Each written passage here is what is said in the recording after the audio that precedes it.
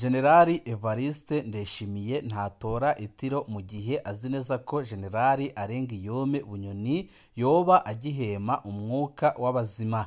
Ndabaramukije abandi ndabahaye mwiriwe bivanye naho muherereye. Ndi n'iteka n'umunezero ntangere byo gusubira kuba namwe mwebanywanyi mukurikira iyi mboneshakure yacu ari nayo yanyu Shiramatsiko TV. Nimboneshakure imwe rudende idushikiriza inkuru n'ibiganiro utaronka ahandi.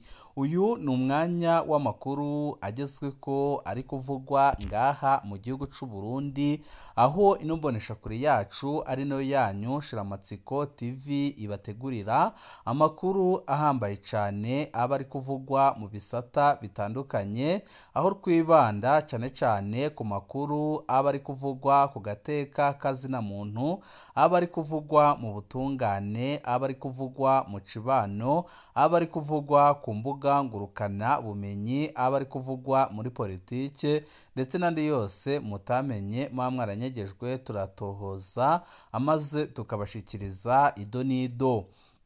Tubazaniye amakuru ahambaye cane kandi adahumuriza ari kuvugwa ku muryango wa Generali Arengiyome Bunyoni, aho Perezida Evariste Ndayishimiye hari itegeko yatanze aho uwegereye wese canke se uwa hafi ya Generali Arengiyome Bunyoni akwiye gufatwa agapfungwa, kuko Bunyoni arashobora gukora ikintu naho ari mwihobohero. Ibi Ndayishimiye akaba yarabibwiwe n'iperereza rye rimwegukira rikora ku cirimba c'umukuru w'igihugu, aho ryamubwiye ko naho Bunyoni ibyo byose byafatiriwe ariko umutungo afise hanze y'igihugu ndetse n'abantu bamukunda bari gukora ibishoboka byose ngo basenyure burundu ubutegetsi bwa Perezida Evariste Ndayishimiye. Ni byinshi twabateguriye tugira ngo tubashikirize, wecu ubusabwa nta kindi niba ukunda amakuru n'ibiganiro tudahwema gucisha kuno muyoboro wa YouTube Shiramatsiko TV.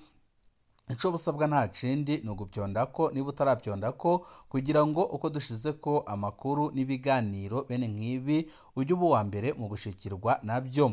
Uwatanguriye abandi mu begereye Bunyoni mu gufatwa ni wari ushinzwe gutoza amahera y'amazu ya Generali Arengiyome Bunyoni, binavuga ko ari uwa hafi mu muryango wa Generali Arengiyome Bunyoni. Ubu akaba ariko arakorerwa iyicarubozo, aho amakuru adushikira aturuka mu iperereza yemeza ko umwanya n'umwanya ashobora gucikana, byose ku itegeko rya Ndayishimiye ubwiwe. Ihagarika ry'uwegereye Bunyoni yahora akurikirana amatungo yiwe yafashwe n'ubutungane.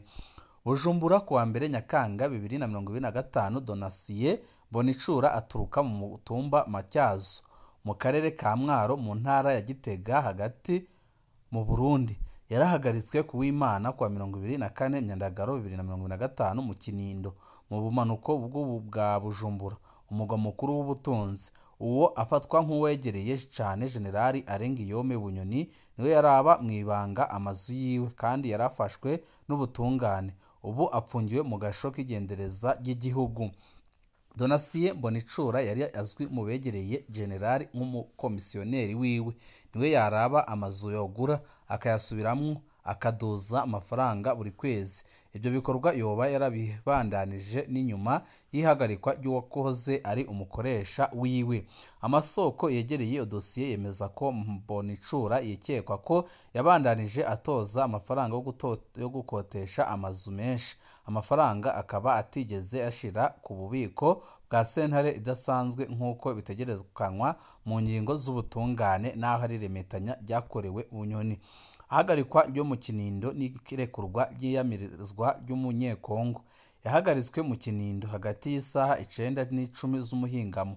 Donasiye Bonicura yari kumwe na Mumbere Kansova Papi aturuka muri Kongo, asanzwe aba muri imwe mu mazu yafashwe. Bwa bamwe mu masoko uwo yarekuwe ku itegeko ry'umutegetsi akomeye, benshi bemeza ko ari Ndayishimiye ubwe n'ubundi wategetse ko uyu wahora yegereye Bunyoni apfungwa ndetse agakorerwa icyo bita tiritiri. Umuryango we inyuma yo gutobazwa n'abagenzi waremeje ihagarikwa ryiwe, ugasaba ko yorongekwa mu butungane nimba yakoze icaha kandi agapfungirwa mu gasho kazwi n'amategeko, dore ko ahapfungiwe hatazwi ndetse ari gukorerwa ibintu bibi cyane. Kwibutsa, General Bunyoni yaciriwe uwo guherayo kwa 27 Ruheshi 2024 sentare ntahinyuzwa y'u Burundi yaremeje igihano cyo gupfungwa ubuzima bwose caciriwe a General Arengiyome Bunyoni yahoze ari umushiranganje wa mbere apfungiwe mu ibohero rikuru rya Gitega kuva muri Mukakaro 2023. Yanaciriwe ihadabu iringana n'imiliyari 22. Sentare yayitegetse kandi ifatwa ry'amatungo yiwe yose atari bwamenyeshe kwa 3 Ruheshi 2021, itariki ihurirana n'umunsi amenyesha amatungo yiwe. Ibi ariko bikaba bifatwa kwinshi muri bamwe mu Barundi babona ko akari akarenganyo gakomeye cyane Bunyoni yakorewe, mu gihe abandi bemeza ko ibyo yakorewe nyabuna ari bike kubera ibyo yakoze ari byo bibi cyane ndetse ari byinshi. Ariko ikibabaza Abarundi kikanabatera ikibazo gikomeye nuko nabo bariko baramuhana ibyo bakora uyu munsi ataho bitaniye n'ibyo General Arengiyome Bunyoni yagirizwa. Ihagarika rya General Bunyoni ryakiriwe gute mu mirwi itandukanye y'Abarundi? Imbere y'uko afatwa, General Arengiyome Bunyoni yari ikimenyetso c'ico bita ibihangange mu Burundi. Abagabo bahoze ku rugamba baraheza bahinduka intakorwa ko mu byo bakora by'ubusuma canke by'ubwicanyi. Mu kazina k'ubuhizi ka Mutama wa kabiri yari yarihaye mu gihe Mutama mukuru yari Nkurunziza. Byaboneka ko Bunyoni yemanga ko ari we igihangange gikuru havuye Nkurunziza. Yakunda kwerekana amatungo y'umurengera afise, akiyorosa inzahabu be n'umukenyezi wiwe, akiyubakira ingoro nk'iz'abami, akiyerekana mu miduga myinshi izimbye, mbere akanandika izina ku modoka. Yakunda kwiragiza amafoto yerekana amahirwe y'umuryango wiwe mu gihugu c'abakene, aho bamwe bigorana n'ingene baronka ico bapfungura.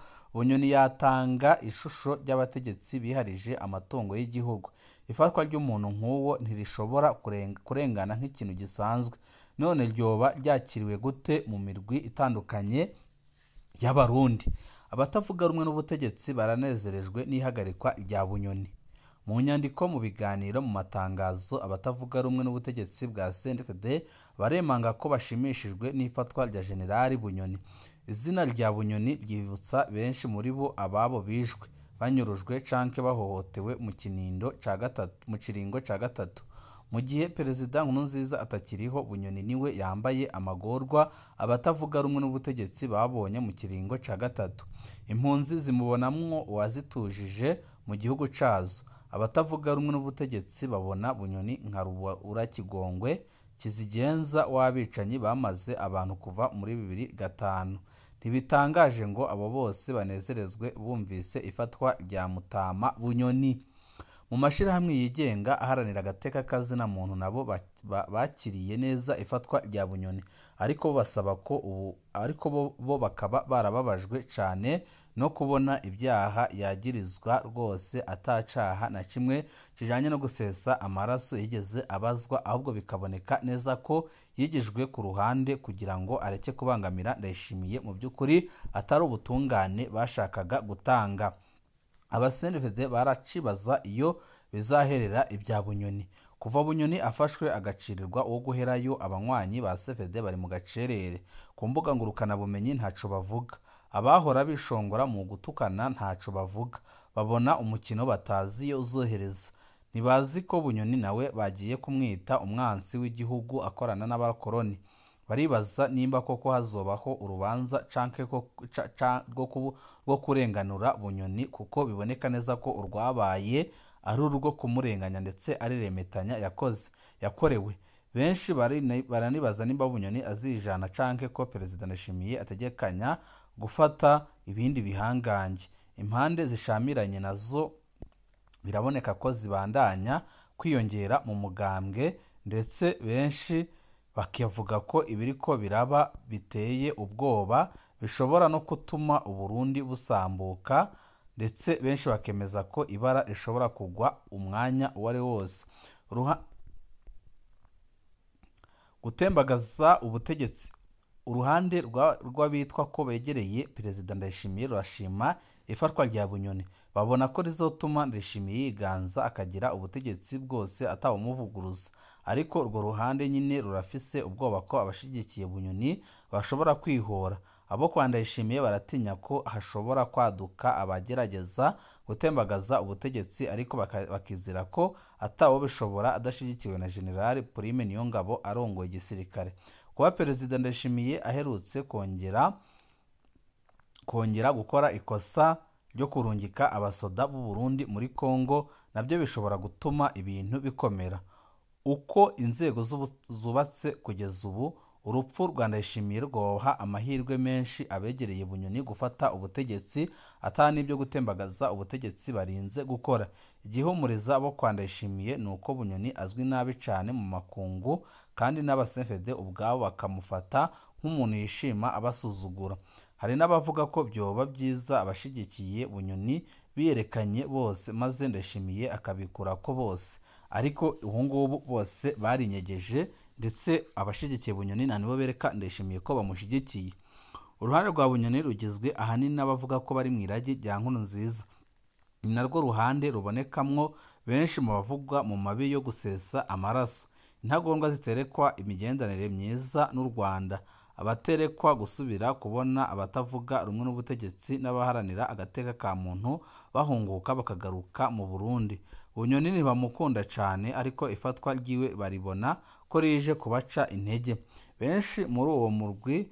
Benshi muri urwo ruhande bibaza ibigiye gukurikira ifatwa rya Bunyoni ndetse no gukatirwa umunyororo wo guherayo. Benshi bibaza niba Ndayishimiye atariko agenda gahoro gahoro kugeza abikuye ko bose. Nk'uko bigenda mu bihe nk'ibyo, hari abatanguye kwishikana kugira bacungure agatwe maze babonwe neza n'uwo bibaza ko azotsinda. Aho haravugwa nka Geras Daniel Ndabirabe ko yamaze kwishikana yegamira iruhande rwa Ndayishimiye.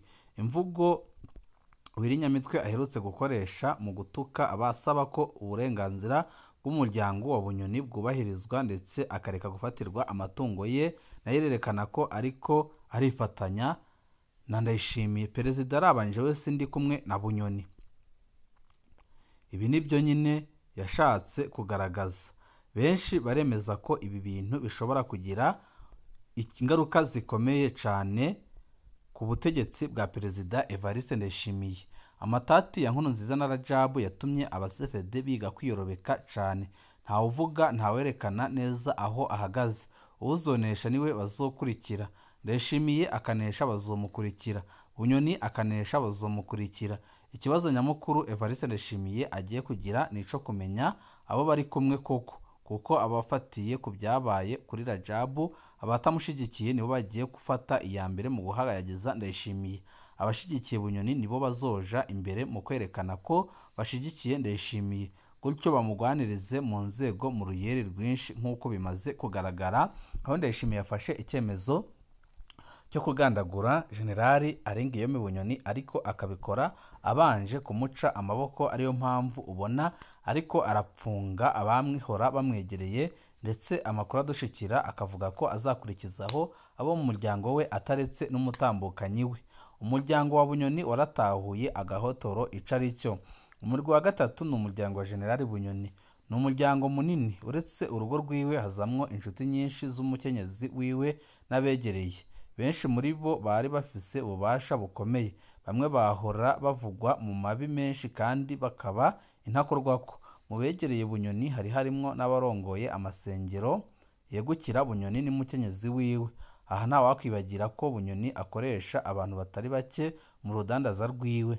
Hano harongera ko abo abasangiye imitahe canke bakoresha amafaranga yiwe mu bintu bitari bike.